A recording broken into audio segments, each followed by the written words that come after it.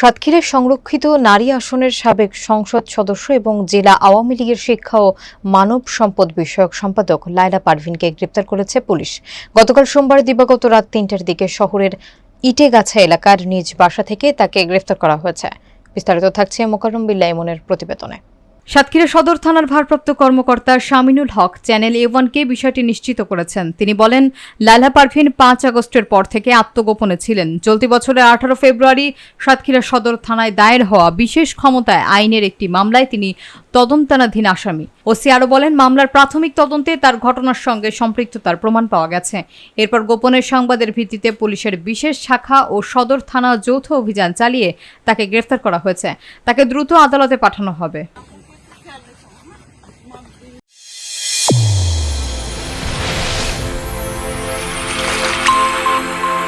Channel A1 হৃদয়ের স্পন্দন।